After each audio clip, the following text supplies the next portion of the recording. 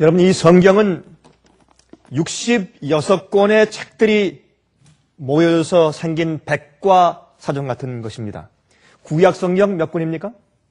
39권. 또 신약 성경 27권, 39, 27이죠. 외우기가 좋죠. 그런데 이 책을 읽노라면 이 책 속에 있는 그 일관성이 너무나 놀랍습니다. 그렇죠? 각 시대에 살고 있는 각각 전혀 다른 사람들이 서로 알고 있지도 않으면서 서로 다른 시대에 쓴 것인데 그 내용의 초점과 방향이 어쩌면 그렇게 일치하는지 모르겠습니다. 그래서 이 성경은 성령께서 쓰신 하나님 말씀입니다. 그 예언들이 일치하고 전달하려고 하는 기별들이 같습니다. 또한 하나님과 그 말씀과 그 속성이 어쩌면 그렇게 똑같은지요. 정확하게 디자인해서 기록된 설계된 책이 성경입니다. 마치 그래서 한 사람이 쓴 것처럼 그렇게 정확한 일관성을 가지고 있습니다. 그런데 오늘 제가 말씀드리려고 하는 것은 이 책은 말이죠, 타락한 인간들의 회복을 다루고 있습니다. 그렇죠? 이 책은 타락한 인간들을 어떻게 회복하시는가 하는 역사를 다루고 있어요. 심지어는 열왕기 상하를 보고 역대상하 같은 그런 책을 보더라도 하나님께서 인간을 타락한 나라의 역사를, 개인의 역사를, 어떤 가정의 역사를, 어떤 흐름을, 역사의 흐름을 주님께서 어떻게 인도하시고, 어떻게 주름 잡으시고, 어떻게 섭리를 인도하시고, 어떤 자들은 심판하시고, 어떤 자들에겐 보상하시고, 어떤 자들은 구원하시고, 어떤 자들은 구원할 수 없고 하는 참 철저한 주님의 인간을 다루시는 역사를 잘 기록하고 있는지 모릅니다. 여러분, 창세기에는 인류가 원래 살았던 에덴에 대해서 기록하면서 어떻게 우리 인간이 에덴 동산을 영원한 생명을 잃어버렸는지에 대해서 설명합니다. 그런데 마지막 책인 계시록도 회복된 에덴에 대해서 기록하면서 끝을 맺습니다. 그렇죠? 그래서 신라곤에서 낙원이 회복되는 것으로 성경이 끝나기 때문에 그 창세기부터 요한계시록 22장까지 얼마나 기가 막힌 일관성을 가지고 있는지 모릅니다. 즉 하나님께서 타락한 인류를 회복시키시는 역사와 사역을 기록한 것이죠. 제일 처음에 하나님께서 세상을 창조하신 다음에 보기에 심히 좋았더라 라고 시작했다가, 여러분 사실 우리가 큰 기대가 없을 때는 우리의 실망도 그만큼 적어요. 근데 기대가 크면 실망도 그만큼 따라서 비율적으로 큰 것입니다. 엄청난 실망이 우주에 있었습니다. 여러분 사실은 이 지구의 창조는 이 우주의 모든 다른 창조물들의 맨 마지막 막내등이었습니다. 그러므로 가장 아름답고 가장 정말 큰 기대를 가지고 창조받은 지구가 이렇게 타락하게 되었을 때 온 우주에게 얼마나 큰 아픔이 있었는지 모릅니다. 그러므로 이 지구가 회복되었을 때는 정말 과거에 가지고 있던 모든 기대 그 이상으로 부응하는 놀라운 축복과 찬양과 그런 엄청난 이 기쁨이 우주를 가득 채우게 될 것입니다. 그래서 보시기에 심히 좋았는데 나중에 회복된 세상은 더 좋을 것이에요. 아담과 해와가 처음에 창조된 것보다 타락했다가 회복돼서 완전하게 하나님의 형상을 반사하는 그 영혼들이 생길 때 그 후손들은 더 아름답고 더 깊은, 하나님을 이해하는 더 깊은 품성들을 가지고 영원토록 살게 될 것입니다.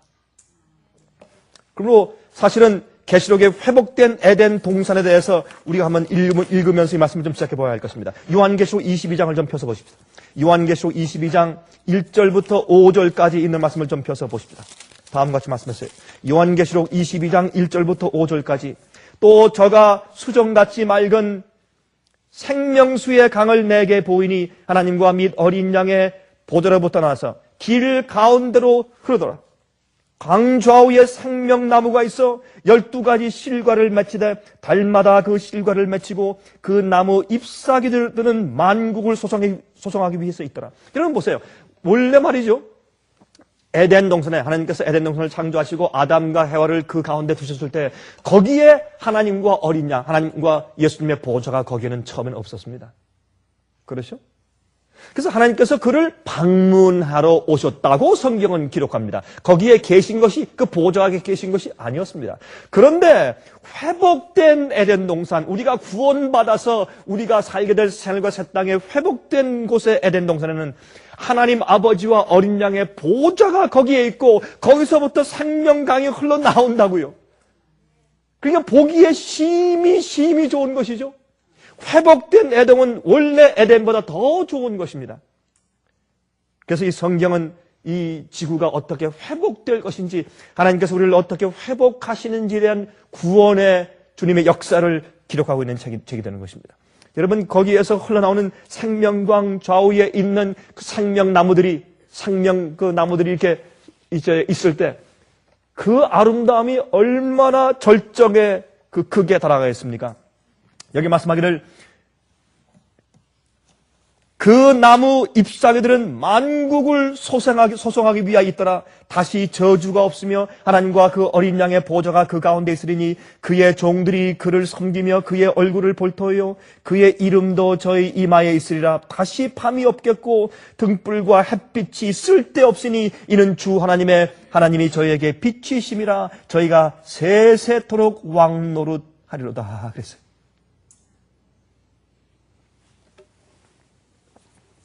우리 죄의 근본은 이기심입니다.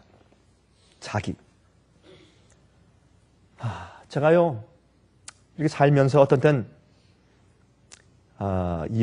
제 연약한 점들을 가만히 살펴보니까, 그게 전체가 이기심 투성이라. 그래요. 제가 그것을 알지만 또 깨닫고 그래요. 그렇게 하면서 제가 제 속에 있는 이기심 자체를 제가 미워하기 때문에 주님께서 저를 불쌍히 여기시는 발판이 생기는 것 같습니다.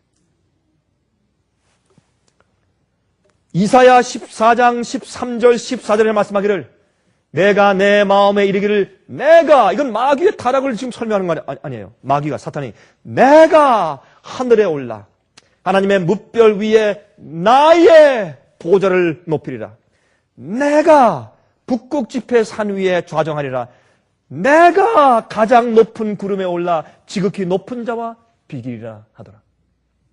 마귀가 타락한 이유는 초점이 자기에게 있어요. 나. 왜 우리가 자주 마음이 아픈 줄 아세요? 초점이 나한테 있어요. 왜 자주 우리가 남들한테 성가심을 받거나 아니면 이 마음의 괴로움을 받느냐면 초점이 나에게 있어 그래요. 왜 자주 우리 마음이 속상한가? 그 초점이 나에게 있어서 그래요. 이것을 하나님께서 회복하신단 말입니다. 회복된 사람들은요, 모든 초점이 우주의 중심인 하나님께 있어요. 그래서 정말 그렇게 되기를 배우고 변화되고 회복된 사람들이 모여 사니까 하나님이 그곳에 와서 계시는 것이에요. 하나님과 어린 양의 보좌가 그들 속에 있어요. 이 우주 어디에도 그만큼 자기를 비우고 하나님을 중심으로 사는 그런 피조물이 우주에 없기 때문에 그곳에 하나님의 보좌를 두시는 것입니다. 타락했다가 회복된 인간들이 타락하기 전보다 더 아름다워지는 것입니다. 천사들보다 그들은 하나님께 대한 영광과 찬송이 더 많이 있는 것입니다. 그런데 이 타락한 사람들이 인류가 하나님을 볼 수 없게 되었어요. 여러분 기억하시죠? 출애굽기 33장과 34장 읽으시면 거기에 가슴이 뭉클한 얘기가 나오는데 거기에 모세가 말합니다. 하나님이시여 당신의 영광을 내게 보여주십시오. Show me thy glory. 하나님의 영광을 내게 보여주십시오. 지금까지 본 것은 뭘만 보았습니까? 천둥, 우레, 번개, 큰 음성. 그렇죠? 여러분 그 유대인들의 책에 의하면 하나님께서 출애굽기 20장에 그 시내산에서 십계명을 반포하실 때 그때 나 이외에 다른 신을 내게 두지 말지니라 이렇게 말씀하시면 주님의 그 말씀을 하실 때 천천만만 천사가 그 주위에 내려와서 복창을 했대. 그게 산이 떨리고 천둥 번개 지진이 생기고 어마어마했어요. 그 영광과 그 진동함이. 그래서 이스라엘 백성들이 혼비백산에서 도망간 겁니다. 그 앞에 서 있을 수가 없었어요. 그것을 보았습니다. 모세가. 주님의 영광의 빛은 보았고, 그러나 무엇을 못 봤습니까? 하나님의 얼굴을 못 봤어요. 그래서 어떻게 했습니까? 하나님, 이제는 내게 하나님의 얼굴을 보여주십시오. 왜 그랬습니까? 하나님께서 말씀하기를 이 백성들은 너무나 목이 걷고 너무나 반역하기 때문에 내가 이들과 함께 올라가지 않겠다. 내가 이들과 함께 가나안 땅에 가봤자 이들은 나를 앞으로 섬기지 않고 다 반역만 할 것이다. 나 안 가겠으니까 네가 가라 이제. 그거는 모세의 마음을 주님께서 시험해 보신 것이죠. 어떻게 하나님께서 그들을 버리실 수 있겠습니까? 어떤 때 하나님께서 우리를 버리신 것처럼 우리에게 느끼죠. 가끔 그런 경험이 있으십니까? 하나님께서 날 버리셨다. 내 인 처한 형편에서 주님께서 날 더 이상 도우시지 않는다. 그런 느낌을 우리가 느낄 때가 있는 것입니다. 그러나 하나님께서 우리를 어떻게 버리실 수 있어요?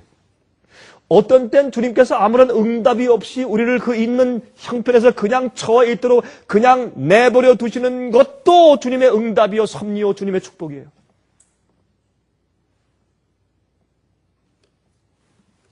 모세가 주님께서 우리와 함께 꼭 가셔야 된다는 것을 호소하고 주님 그렇게 하시면 안 됩니다. 주님의 이름으로 출애굽해서 나온 백성들인데 이들이 그냥 이 광야에서 죽었다고 하면 이것은 우리 문제가 아니라 하나님의 이름과 명예에 욕이 가지 않습니까? 주님 그러시면 안 됩니다. 물론 하나님께서 그러시지 않지만 그러나 모세가 그렇게 간절히 기도합니다. 모세는 그래서 하나님의 상징인데 중보자의 상징입니다. 그때 하나님께서 알겠다. 내가 너와 함께 가겠다. 그때 모세가 말하기를 하나님께서 우리와 함께 가신다는 증거를 보여주십시오. 이제는 저로 하여금 주님의 얼굴을 보게 해주십시오. 지금 하나님께서 당신의 얼굴을 이 모세에게 보여주셔야 하는데 보여줄 수가 없지 않습니까? 모세가 보면 죽어요. 죽습니다. 성경은 말하기를 이렇게 말합니다. 아무리 이것을 반대하고 아무리 이것을 비난한다고 할지라도 이것은 성경 말씀이에요. 하나님처럼 변화되지 못하는 자는 하나님을 대면해서 볼 수가 없습니다. 그게 성경의 가르침입니다. 화면을 통해서 보시는 분들은 이 말씀 잘 들으십시오. 여러분들이 교회에서 어떤 말씀을 듣고 어떻게 가르침을 받았다고 할지라도 성경은 말씀하기를 예수님의 성품처럼 질이 물론 예수님의 성품의 양처럼 예수님처럼 겸손하고 예수님처럼 친절하고 예수님처럼 온유하고 예수님처럼 자비하고 그렇게까지 되는 것은 아니지만은 그러나 예수님의 그 성품의 질이 같아져야 합니다. 그리고 하나님의 성품을 담고 배워야 합니다. 주님처럼 변화되지 않은 자들은 아무도 하나님을 볼 수가 없는 것입니다. 여러분, 모세가 하나님을 보면 죽는 것입니다. 그래서 주님께서 어떻게 했습니까? 모세에게. 이리 와라, 모세야. 큰 두 반석 사이에 끼어서 그를 가운데 두시고. 어떻게 해요? 거기다 한 손으로 주님께서 그를 막으시고. 왜요? 그의 광채를 있는 그대로 그가 보면 죽습니다. 살 수가 없어요. 그래서 반석 사이에 감춰두시고 거기에 또 손을 이렇게 해시고 지나갈 때 어떻게 해요? 등만 살짝 보여주셨어요. 지금까지 영의 빛만 보고 소리만 듣고 우레소리, 번개, 지진 이런 것만 보고 천사들은 보았을지 모르지만은 그러나 하나님의 얼굴을 보지 못한 모세에게 하나님의 형상을 보여주었습니다. 실제로 모세는 하나님의 뒷면을 본 자요.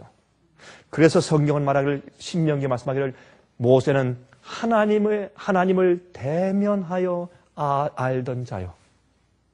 하나님께서 모세를 그와 대면하여 아시던 자요. 그렇게 표현했어요. 모세는 놀라운 경험을 한 사람입니다. 하나님께서는 당장이라도 쫓아가서 모세를 그냥 안아주고 싶었지만 그렇게 할 수가 없어요. 지금도 마찬가지죠. 하나님께서 우리에게 그렇게 하고 싶어도 그렇게 할 수가 없는 것입니다. 우리가 주의 얼굴 보면 죽습니다. 그러므로 복음은 회복이에요.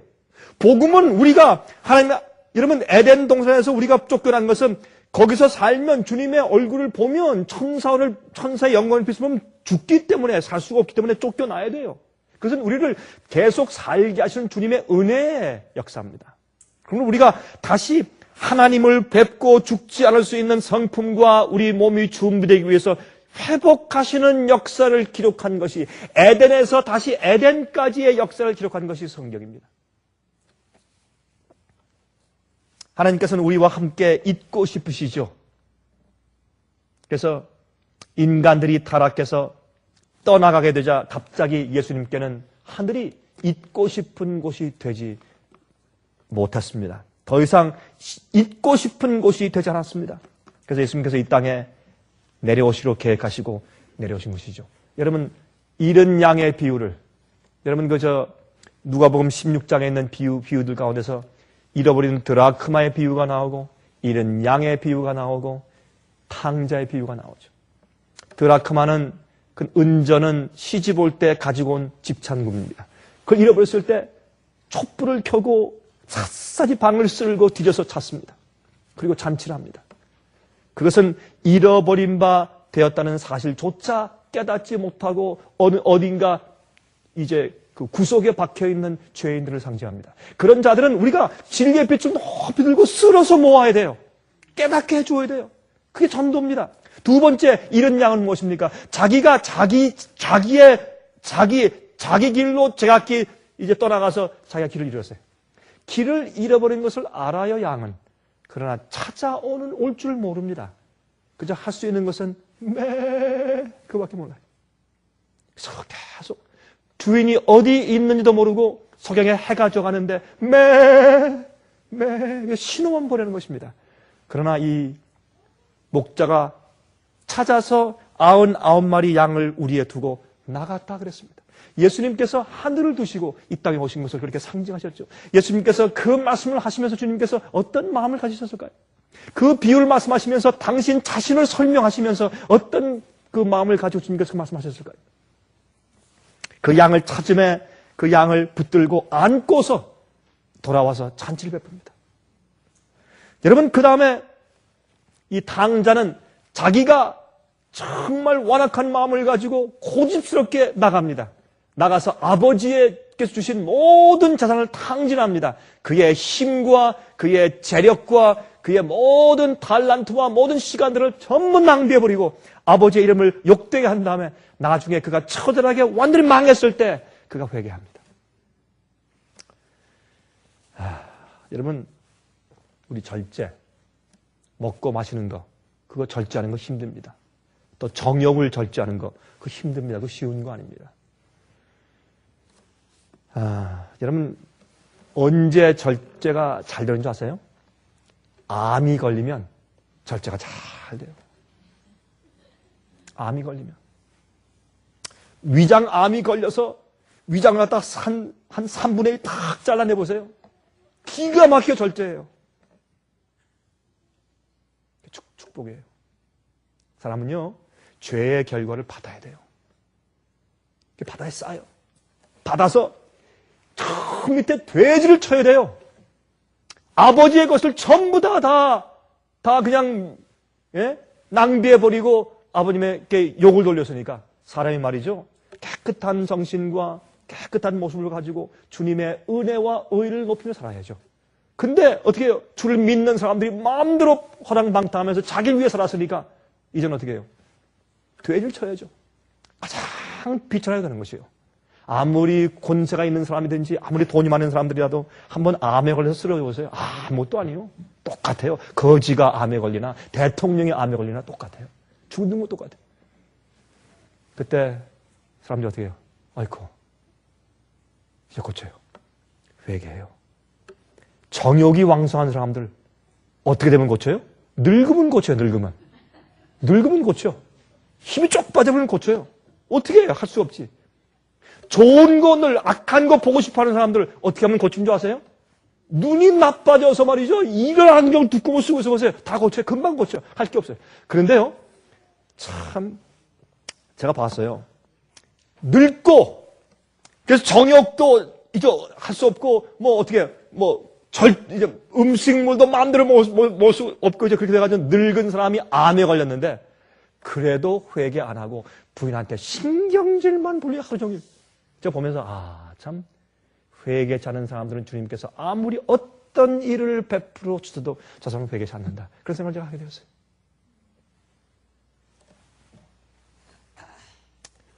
여러분, 하나님께서 말이죠, 우리를 회복하시려고 얼마나 애쓰신지 몰라요. 그 탕자가 돌아올 때 상고가 뭔데 쫓아가서 그 목을 끌어안고 가장 좋은 옷을 갖다 입히시고, 그리고 이 우주의 기업을 주시겠다는 상징인 반지를 갖다 끼우고, 옛날 반지는 그 인이에요. 인친다는 게 바로 그거거든요. 이 반지에 거기에 도장이 있어 그걸 꾹 눌렀으니까 인을 치는 것이 인을 치는 것을. 돌아온 탕자에게 인을 치신 하나님에 대해서 그렇게 말씀하셨어요. 여러분 아세요? 전 그렇게 생각해요. 여러분, 지금 제가 시간 때문에 읽지 않겠지만 요한계시록 5장 7절부터 14절 여러분 돌아가서 읽어보세요. 거기 어떤 말씀이 나오는가? 거기에 아버지가 이제 하늘 보좌가 계시 가운데 보이는데 하나님 아버지가 앉아 계시는데 거기에 오른손에 책이 있어요. 근데 그 책은 안팎으로 가득 썼어요. 거기에 7인이 붙어 있어요. 그것은 이 땅에 대한 이 땅의 집문서예요. 토지 문서예요. 유대인들은 그 기록을 딱 보면 이건 땅 문서다. 금방 알 수 있게 돼 있어요. 우린 모르지만은. 그것을 펼 자가 없어요. 이 지구를 대속해줄 자가 없어요. 그때 죽임을 당한 어린 양이 앞에 나가서 그 책을 받아서 그 책을 펴실 때 그때 하늘에 찬송을 하는데 제일 먼저 내 생물이 찬송하고 24장로가 찬송하고 천천만만 천사가 찬송하고 나중에 만물들이 찬송하는데 죽음을 당하신 어린 양에게 세세토록 영광과 존귀와 찬송을 돌리기에 합당하다. 그렇게 찬송을 해요. 여러분 그게 무슨 말인지 아십니까? 여러분 영화에 이런 영화가 있다면 이 부모가 아들과 딸을 납치범한테 납치당해서 잃어버렸어요.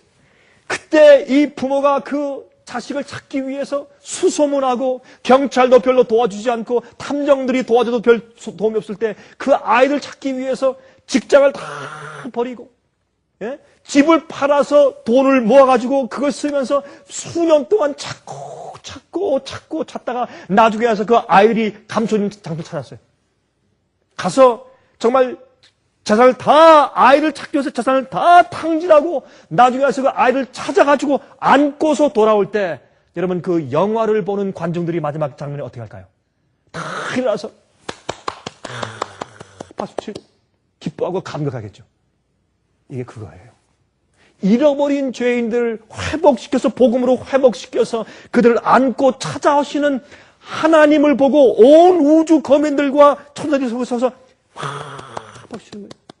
감동의 박수치는 것이에요. 하나님께서 지금까지 잃어버린 이 인류를 회복하시기 위해서 어떠한 희생을 치르셨는지를 우주가 보았잖아요. 천사들이 다 목격했잖아요. 그 천사들이 잃어버린 우리 죄인들을 안고서 재림하실 때 우리를 안고서 하늘로 성천에서 올라오시는 장면 보면서 우주가 얼마나 크게 박수를 치면서 찬송을 돌릴까요? 그 기립박수 치는 것입니다. 여러분 그래서 요한계시록 21장 3절과 4절을 말씀하기를 내가 들으니 보좌에서 큰 음성이 나서 가로되 보라 하나님의 장막이 사람들과 함께 있음에 하나님이 저희와 함께 거하시리니 이 지구상에 새하늘과 새 땅이 되었을 때 천년기 이후에 하나님께서 우리와 함께 거하시고 주님의 보좌가 이 땅으로 옮겨오는 것입니다. 저희는 하나님의 백성이 되고 하나님은 친히 저희와 함께 계셔서 모든 눈물을 그 눈에서 씻기심에 다시 사망이 없고 애통하는 것이나 곡하는 것이나 아픈 것이 다시 있지 아니하리니 처음 것들이 다 지나갔습니다. 전부 지나가버렸어요. 저는 어떤 때 이런 생각을 해요. 믿는 자들이 말이죠. 참 주님의 뜻대로 살려고 얼마나 애를 쓰는지 몰라요.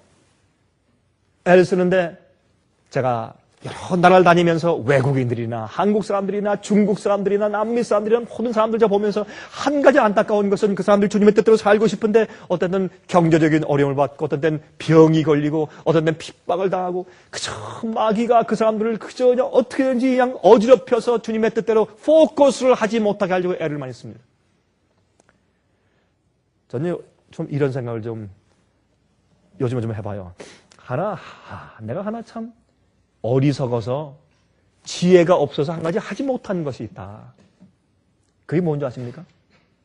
제가 요 며칠 전에 그런 생각을 제가 해봤어요. 이건 하나의 꿈이죠, 그죠?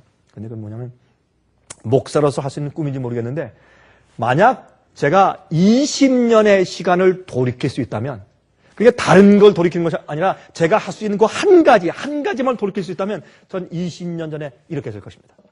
그리스도인들이 하나님께 온 마음과 생애를 전적으로 헌신하고 영혼을 전도하면서 돈을 벌 수 있는 길.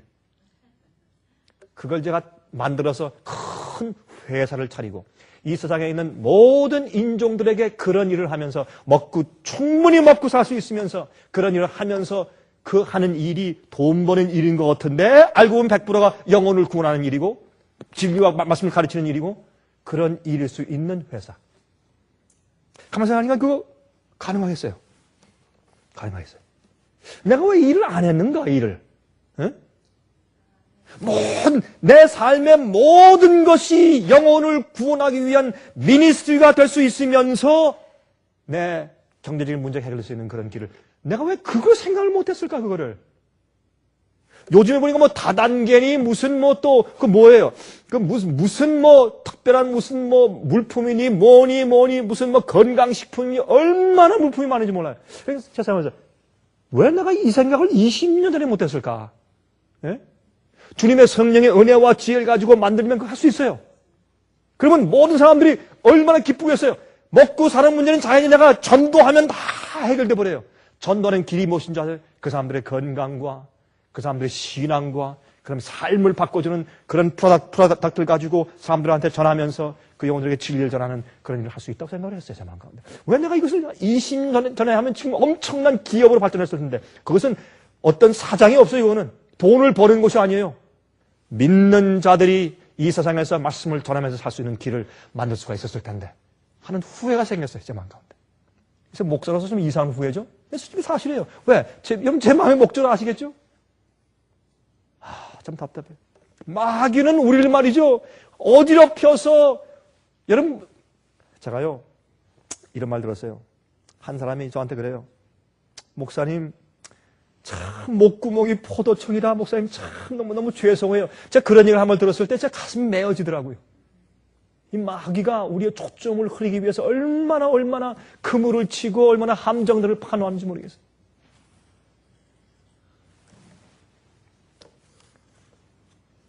여러분 아빠가 돌아올 때 아이들이 어떻게 돼요? 아빠 오셨다 막 소리를 막 질러야죠.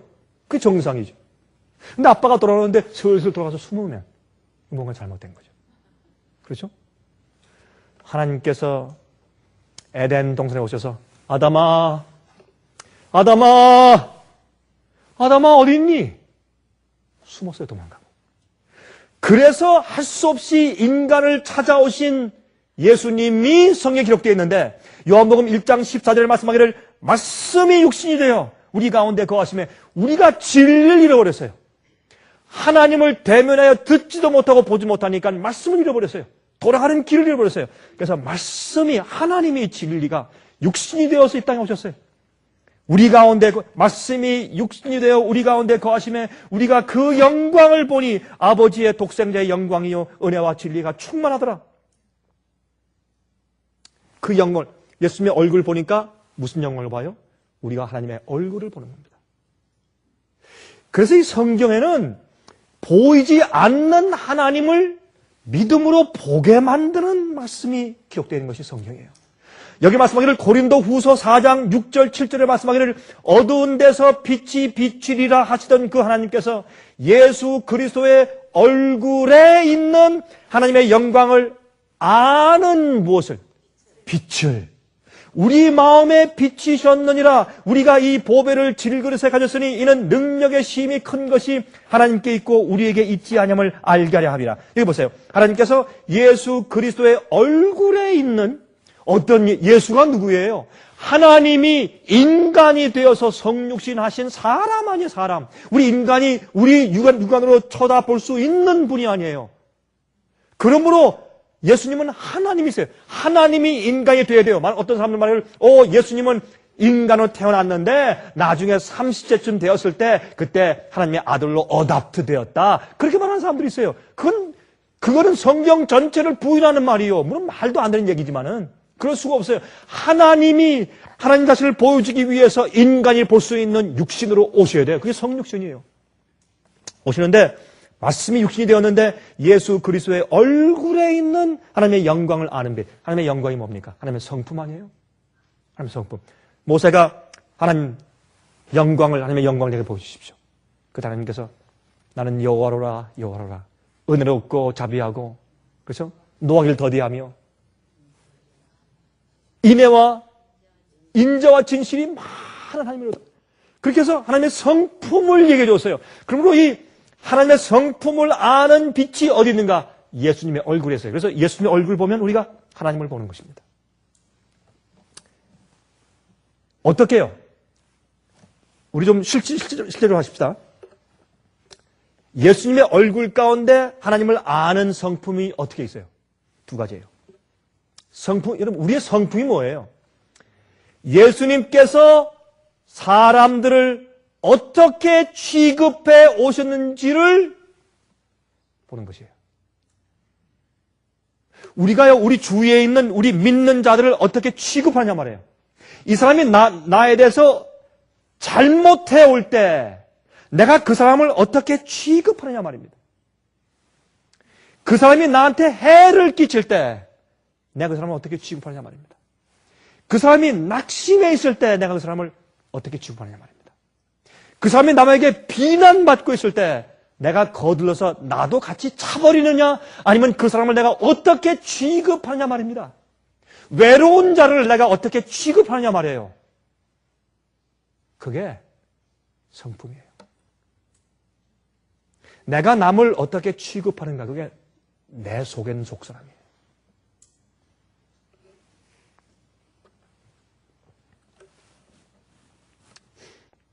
제가요, 물론 제가 목사기 때문에 그러하지만은 그렇지 아니할지라도 저는 그렇게 하려고 부족하지만 애를 써 왔는데 그 중에 하나가 뭐냐면 사람들한테 비난받고 정죄받고 있는 사람이라도 그 사람이 나의 원수든지 친구든지 불문하고 그 사람의 마음과 말에 공명성을 가지고 공정성을 가지고 해석해 주려고 애쓰는 것입니다. 왜 하나님께서 우리를 그렇게 취급하십니까? 우리 마음의 동기를 헤아리십니까?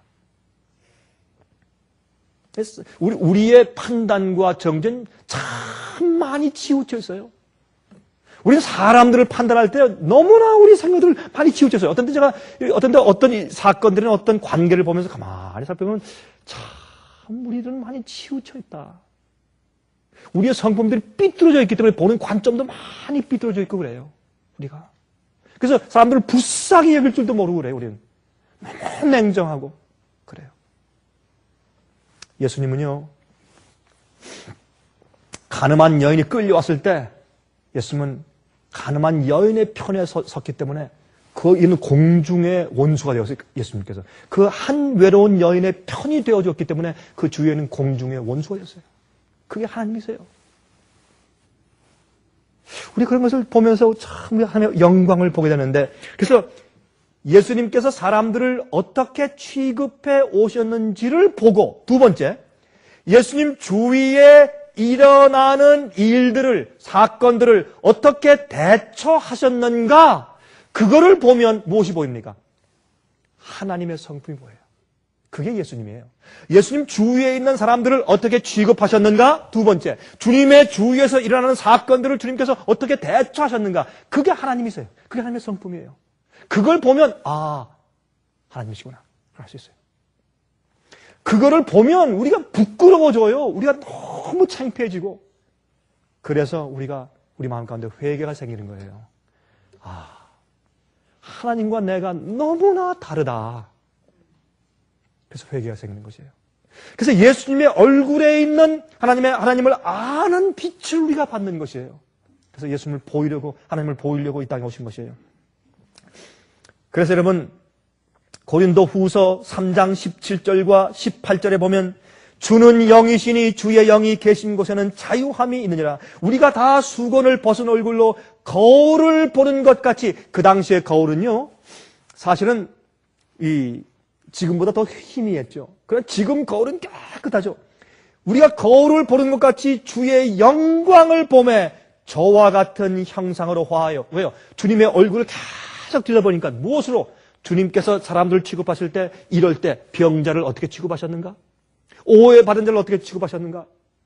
완전히 배척당한 자를 어떻게 취급하셨는가? 죄인을 어떻게 취급하셨는가? 반역한 자를 어떻게 취급하셨는가? 자기를 파는 가로운 유다를 어떻게 취급하셨는가? 예? 영혼들을 불쌍한 잃어버린 받은 죄인들을 볼 때 주님께서 어떻게 하셨는가? 그 연민의 정으로 우신 주님을 보면서 우리 마음 가운데 하나님의 성품을 보는 것입니다. 또한 그 주위에 있는 사건들을 어떻게 주님께서 대처하셨는가? 그래서 그것을 보면서 저와 같은 형상으로 화하여 영광으로 영광에 이르니 곧 주의 영으로 말미암으리라. 주님의 성품을 따라서 한 계단 조금씩 올라가는 것입니다. 우리가 겉으로 친절하고 많이 미소를 짓고 그건 아니라, 그것도 중요하죠. 우리 겉도 중요해요. 형식도 중요해요. 예배 형식도 중요한 것처럼, 예배 안에 있는 진리도 중요하지만 예배 형식도 중요한 것처럼 우리의 겉으로의 표현도 중요해요. 어떤 사람들 보면 그런 사람 있어요. 야, 저 사람들은 참 부럽다. 태어나면서부터 미소가 아름다운 사람도 있어요. 그런 사람도 있어요? 있어요. 어떤 사람은요, 미소 지을 때, 보조개가 싹 들어가면 참 아름다운 사람들이 있어요. 보조개가 들어간다고 한다는 게 아니라, 참 어떤 사람은 같은 미소를 지어도 아주 좋아있고 화사한, 금방 그 사람만 들어오면 방이 환해진 사람들이 있어요. 예수 믿지 않는 사람들도 그런 사람들이 있어요. 그런 사람들은 제가 볼 때 부러워요. 야, 저런 사람들은 무슨 축복이길래, 이 겉의 그 모습이라도 그렇게 아름다운가. 그런 생각을 해요.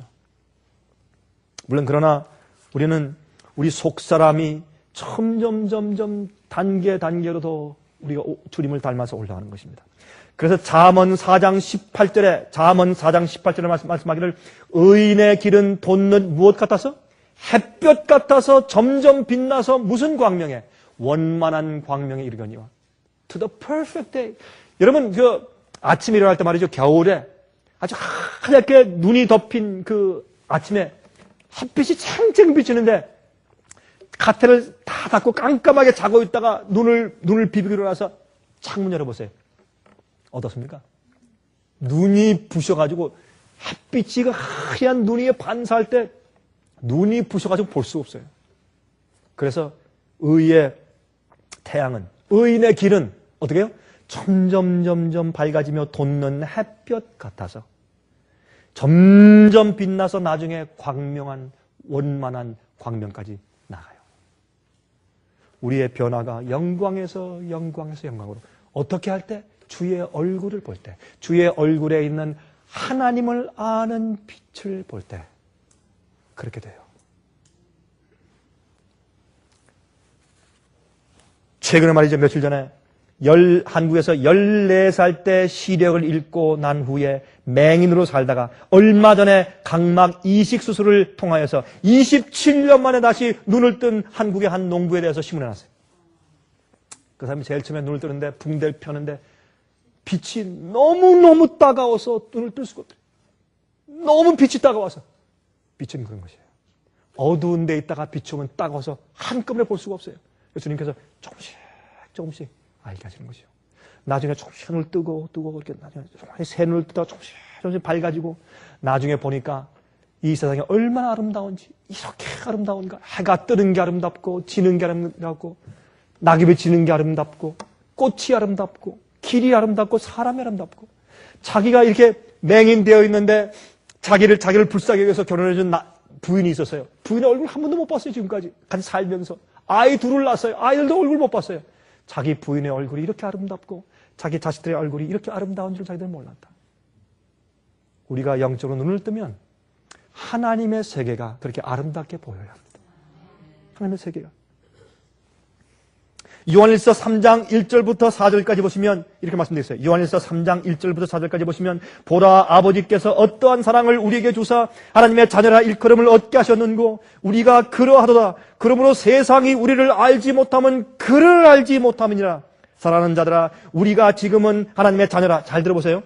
우리가 지금은 하나님의 자녀라. 장래에 어떻게 될 것은 아직 나타나지 아니하였으나 그가 나타나심이 되면 우리가 주님을 뵙지 못하고 몰라요. 한 번도 본 적이 없습니다. 그러나 이제 주님께서 나타나시면 우리가 만나면 그가 나타나심이 되면 우리가 그와 같을 줄을 아는 것은 그에 계신 그대로 볼 것이니라면 주님과 닮아야 주님을 보게 돼요. 그와 같을 줄 나중에 주님 나하고 닮으셨네. 반대죠. 내가 주님 닮았네. 내가 주님 아들이네. 이렇게 되는 겁니다. 너무 놀라는 것이에요. 그래서 성경은 말씀하기를, 아직, 그러나, 지금, 이런 식으로 기록되어 있어요. 아직은 아닌데, 그러나 지금 이미 내가 영광과 구원을 가지고 있는 것처럼 설명되어 있어요. 그래서 우리는 지금 예수님 안에서 거듭나면 우리가 하나님과 함께, 주님과 함께 보호자 우편에 우리가 앉았다라고 과거로 이미라고 기록해요. 그러나 아직 안 되는 것이에요. 그러나 그것이 지금 상태에서 우리가 주어진 것처럼 설명하는 것입니다. 그래서 우리가 주님을 얼굴과 얼굴 통해서 볼 때 주님과 우리가 같아진 것을 알게 될 것이다. 이렇게 말씀드렸어요. 여러분, 그래서 불법한 자는 데살로니가 후서에 보면 불법한 자는 예수님이 오시는 영광으로 태워 죽임을 당하지만 그러나 우리는 주님의 계신 그대로 볼 것이라고 말씀을 했어요. 여러분, 그러므로 거룩함을 좋아하는 취향은 구원의 필수 조건이에요. 그렇죠? 우리가 거룩함을 쫓아 살고 그것을 좋아하는 거룩함에 대한 취향은 우리의 구원의 필수 조건이에요. 그것이 없으면 구원이 없어요. 여러분, 하나님을 갑자기 사랑하게 되는 것이 아닙니다. 갑자기 주님을 좋아하게 되는 것이 아니에요. 갑자기 말씀을 읽는 것이 좋고 갑자기 기도하는 것이 좋아지는 것이 아니에요. 거룩함에 대한 취향이 반드시 우리 속에 있어야 할 텐데 그것이 없다면 우린 성령의 은혜가 없는 사람들입니다. 여러분들은 무엇하기 좋아하세요? 무엇을 먹기 좋아하세요? 어떤 것을 보기 좋아하세요? 어떤 것을 듣고 어떤 것을 읽기 좋아하세요? 여러분의 취향이 있죠? 그 취향이 바로 여러분의 그리스도인 삶이에요. 여러분이 정말 그리스도 안에 있는지 없는지 그걸 알 수 있게 하는 것이에요. 여러분 취향이 무엇이에요? 여러분 하늘이 왜 좋습니까? 왜 우리가 하늘을 가려고 해요? 무엇 때문에? 하늘이 어떤 곳이기 때문에? 황금길을 걸을 것이기 때문에요? 며칠만 걸으면 보링하고 지루해서 필요 없어요, 그것은. 그렇죠? 보석으로 꾸민 도성이기 때문에? 아니에요. 즐겁기 때문에? 한 번은 말이죠. 한 고등학교 학생들한테 제가 이제 이 얘기를 하는데 저한테 그러더라고요. 패스터 강 목사님, 하늘에 가면 결혼하는 게 없다 그랬죠? 그렇지, 결혼하는 것이 없지. 그런 말이죠. 우리가 빨리 결혼 좀 해봐야 할 텐데, 결혼할 때까지 예수께서 좀 안 오시면 좀 연장하셨으면 좋겠어요. 이 젊은 사람들은요, 결혼하면 금방 하늘에 가는 줄 알아요. 그러나 결혼 생활을 오래 해보신 분들이시죠. 그것이 아닌 걸 우리가 알죠? 결혼이 축복인 축복이지만, 그렇죠? 그래서 결혼을 빨리 한번 해보기 위해서 예수님의 재림이 좀 지체됐으면 좋겠대요. 한번 말이죠. 한번 집회에서 한 여자 집사님이 남편 때문에 고민이에요. 어떻게 남편이 신앙을 집어넣으려고 하는데 남편이 신앙이 생겨야죠. 그래서 이제 이 부인이 남편을 잘 한번 설득해서 제 집회에 남편을 데리고 왔어요. 그러니까 와서 저한테 말해요. 목사님, 제 남편을 제가 데려왔어요. 이번 기회에 꼭 제 남편을 위해서 기도하시고 말씀 잘해줘서 남편이 정말 영적으로 눈을 뜨게 해주세요. 저한테 와서 막 부탁합니다. 그럼 기도한다고 그러고 갔어요. 제 마음 가운데 아니 내가 무슨 재주가 있길래 말이지. 아니 그 남편을 내가 회개시킬 수 있단 말인가. 뭐 최선을 다하지 기도하고 이제 이렇게 말씀을 전하는데 그 남편이 와서 이제 다 앉아있는데 아주 가만히 하루 지나고 이틀째 되니까요. 몸이 쑤시는 것 같아요. 보니까 이 사람이 그저 뭐 좌불안석이에요. 어떻게 불안해서 어쩔 줄 몰라요. 제가 딱 보니까 그래요. 아주 지루해가지고 몸을 틀고 좀 어쩔 줄 몰라요. 그런데 말이죠. 그 남편과 비슷한 또 한 사람이 그 집에 와 있었어요. 근데 딱 보니까 끼리끼리 만나요, 사람들은. 자기가 좋아하는 취향이 있는 사람까지 끼리 친구가 되잖아요, 여러분. 그러니까 금방 눈이 맞았어. 금방 눈이 맞아가지고 금방 서로 그저 뭐 쉬는 시간에 꼭 둘이 가서 어디 가서 얘기하고 식사 시간에 둘이 딱 붙어서 얘기하고 참 하니까 이제 큰일 났다 생각이 들었죠. 근데 하룻밤에 말이죠. 둘이 없어졌어요. 나가버렸어요.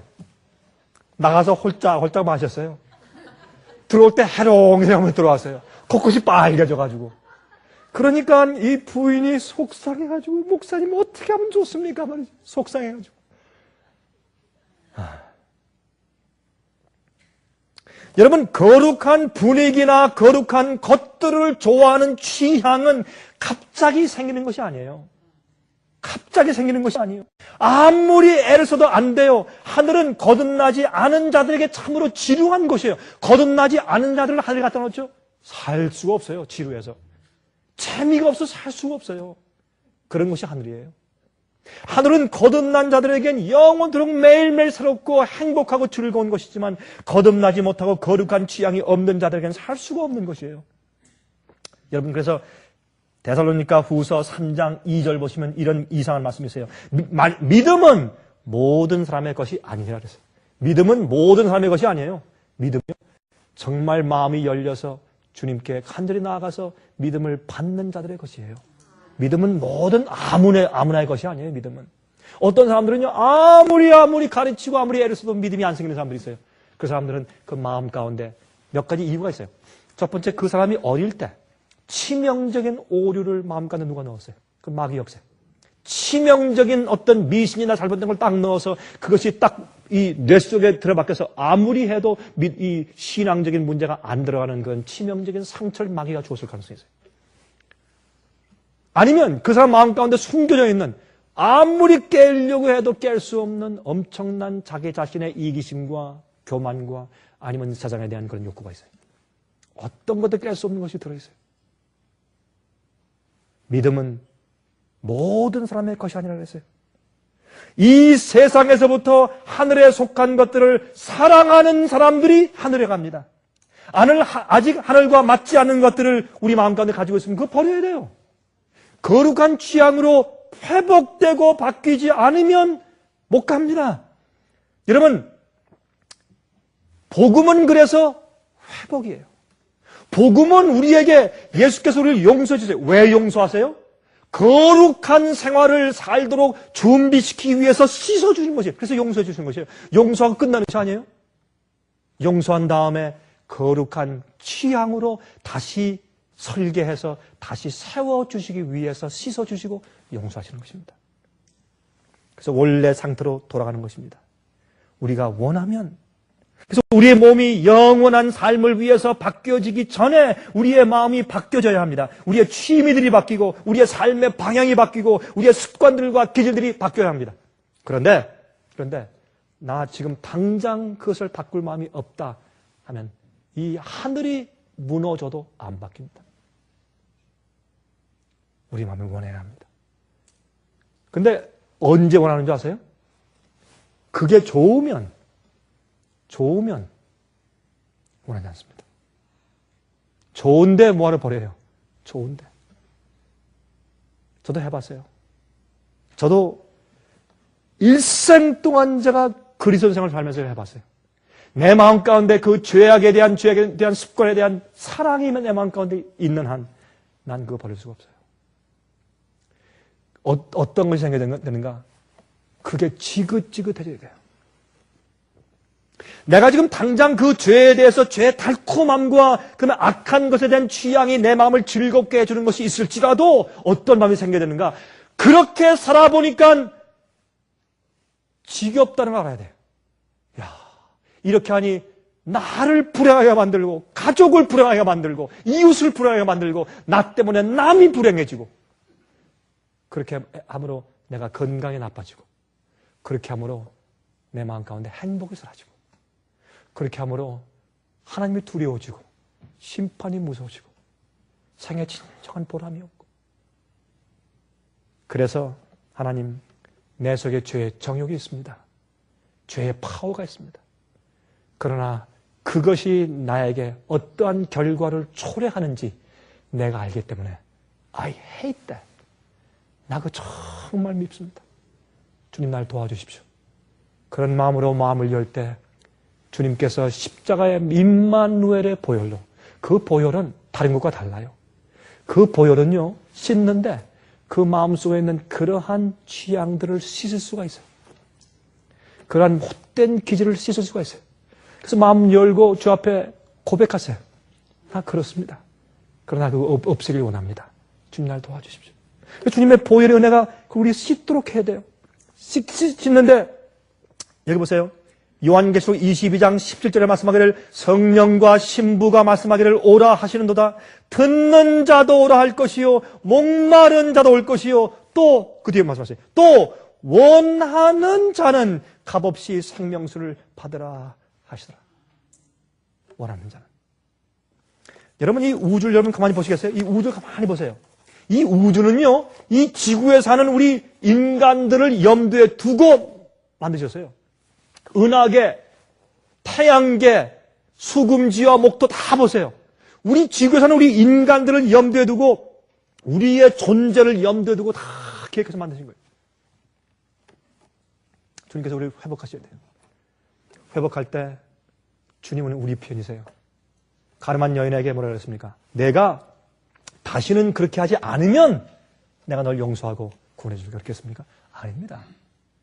그 여인에게 그렇게 안 할 힘이 없었어요.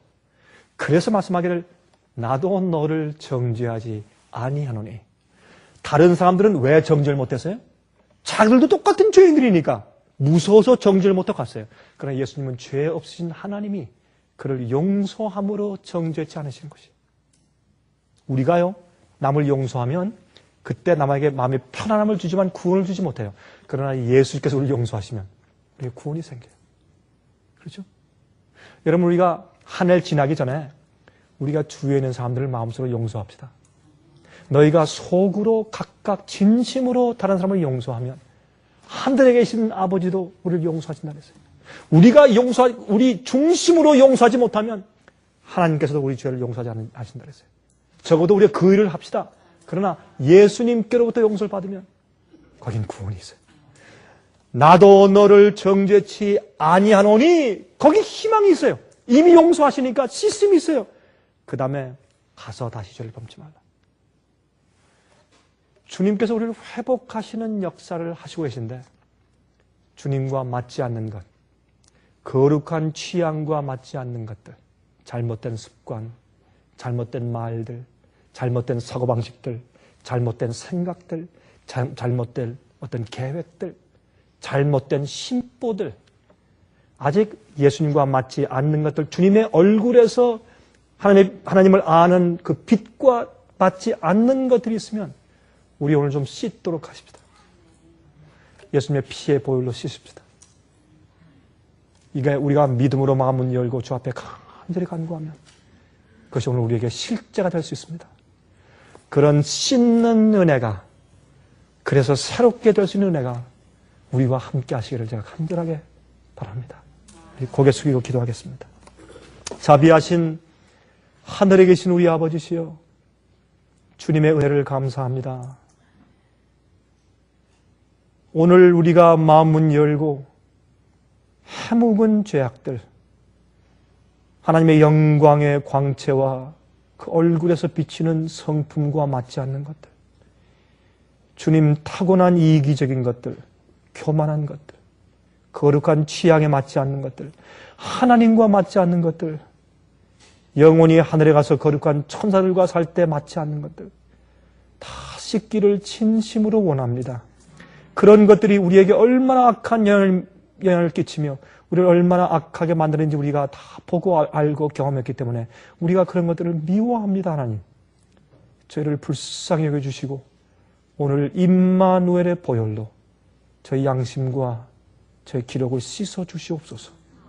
깨끗한 사람들을 만들어 주시옵소서. 아버지, 예수 그리스도의 귀하신 이름을 의지하여서 간절하게 기도합니다. 아멘. 은혜 많이 받으셨습니까? 지금까지 들으신 이 생애의 빛 예배 설교는 간절한 마음으로 진리를 찾는 분들과 정직한 양심으로 말씀을 받아들이고 언제나 진실이 무엇인지를 생각하는 그리스도인들을 위한 말씀입니다.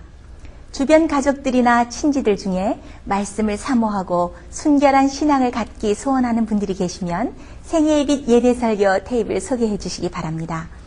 매주 원하시는 분들의 가정으로 직접 배달되는 생애의 빛 예배 설교는 개인의 신앙 부흥이나 소규모 그룹 예배를 위하여 비디오와 오디오 테이프, DVD, CD로 제작되었습니다. 생애의 빛 예배 설교 테이프를 원하시는 분들은 1-877-704-1004번으로 전화하여 주시기 바랍니다. 생애의 빛은 각종 미디어, 즉 출판물, 텔레비전, 비디오, 오디오 카세트 테이프, DVD, CD, 그리고 웹사이트를 통하여 복음을 전하는 미디어 선교 기관입니다.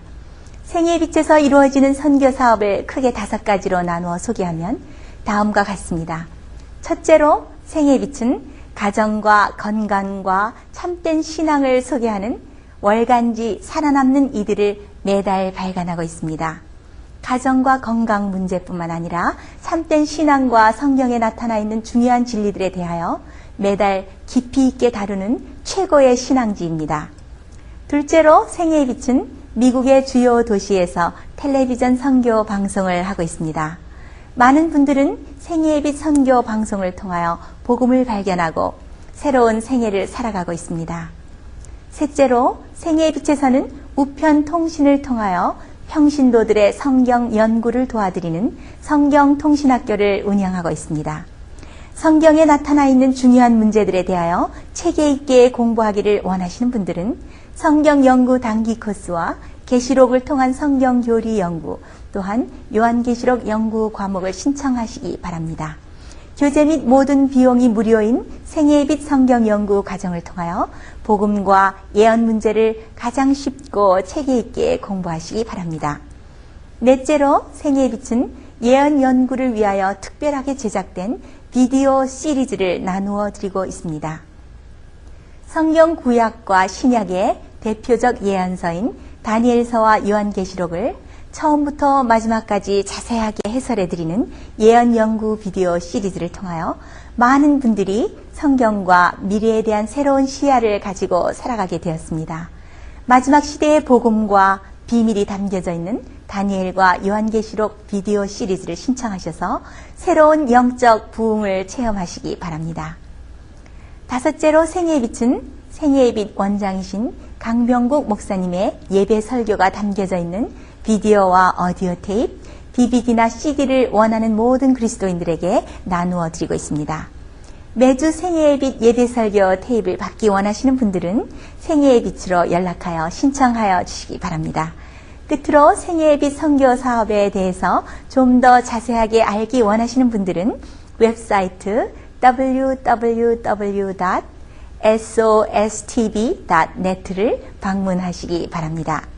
생애의 빛 웹사이트에는 지금까지 나온 모든 월간지와 비디오 테이프과 텔레비전 방송물들을 누구나 무료로 보실 수 있도록 준비되어 있습니다.